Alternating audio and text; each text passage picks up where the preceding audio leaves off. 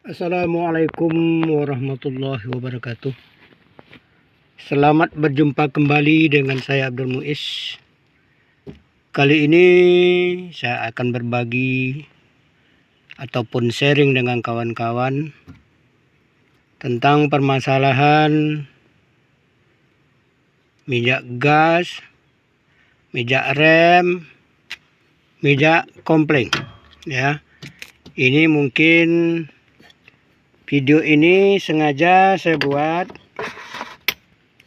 karena ini merupakan pengalaman yang mungkin bagi kawan-kawan dan sahabat belum mengetahui, apalagi yang pemula. Jadi kalau saya omongi belajar untuk bawa mobil, mungkin kawan-kawan dan sahabat sudah banyak yang bisa bawa mobil ataupun minyak gasnya atau andel mobilnya. Ya, sebelum video ini kita lanjutkan, jangan lupa subscribe, like, dan komennya. Ya, kita lanjutkan saja supaya kita untuk menghemat waktu. Dan mohon maaf juga kepada kawan-kawan dan sahabat karena ini gas, rem, dan kopling ini tentu kita menggunakan kaki. Ya, ini karena saya baru membukanya dan ingin mengasih tahu sama kawan-kawan dan sahabat kenapa ini saya kasih tahu sama kawan-kawan dan sahabat, karena mungkin menurut pengalaman saya ataupun pengalaman dari kawan-kawan, apalagi yang pemula, mungkin belum tahu. Ya, dan mohon maaf juga nanti kalau kami memakai kaki menginjak rem, menginjak gas, menginjak rem dan kopling. Ya, dan juga mohon maaf juga mobil saya juga bukan mobil baru.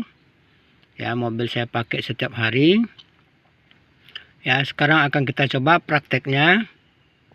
Ya, saya akan naik ke mobil dan sekali lagi saya mohon maaf karena saya mungkin nginjak gas ini dengan kaki, bukan dengan tangan, karena ini menjelaskannya saja supaya nanti akhir-akhirnya kita mengerti dan paham.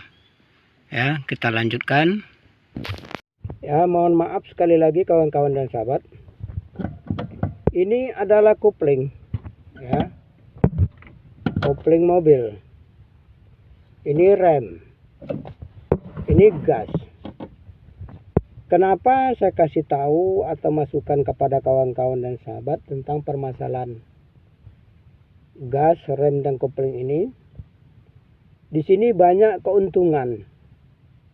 Yang pertama, waktu kita menghidupkan mobil atau memanaskan mobil, apalagi mobil kijang saya ini mobil tua ya, kijang roper, kijang jadul, kita harus mengocok gasnya ini dulu sekali atau sampai 3 kali baru kita starter, karena kita mau mencari yang mana yang bagusnya.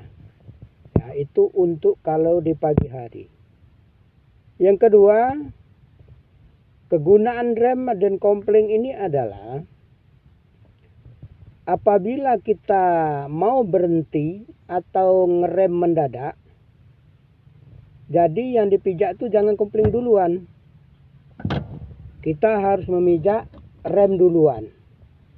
Setelah rem duluan, baru kita pijak kopling. Ya, kita injak rem sejadi-jadinya yang kuat, baru kita nginjak kopling kalau kita mau berhenti mendadak.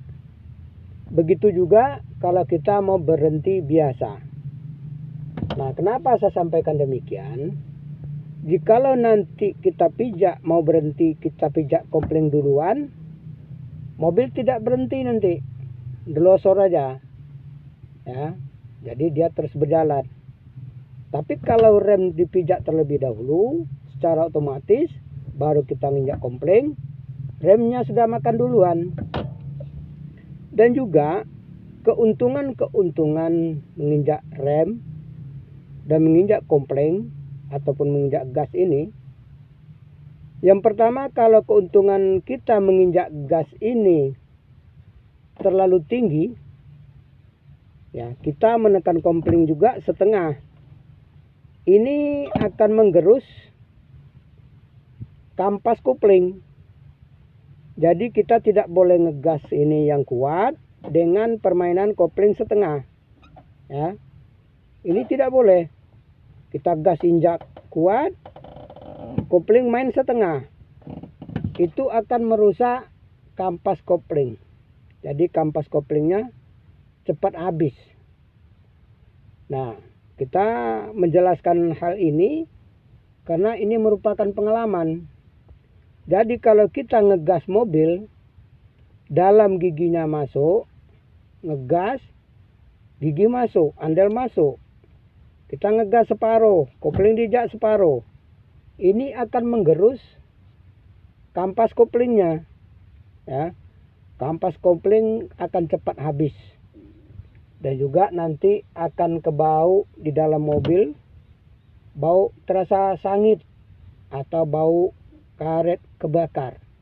Padahal kita sudah menginjak kopling setengah, sementara gas kita injak penuh. Nah, inilah kesalahan kita selama ini bawa mobil.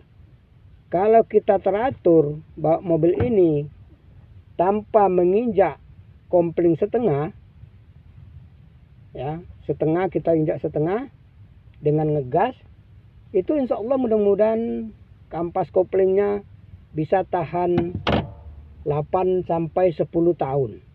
Ya. Jadi maaf ngomong ya, saya semenjak beli mobil jelek ini sampai saat ini belum pernah saya ganti kampas koplingnya.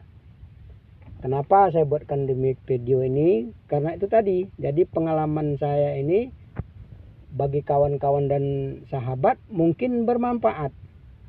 Jadi kita tinggal mempraktekkannya.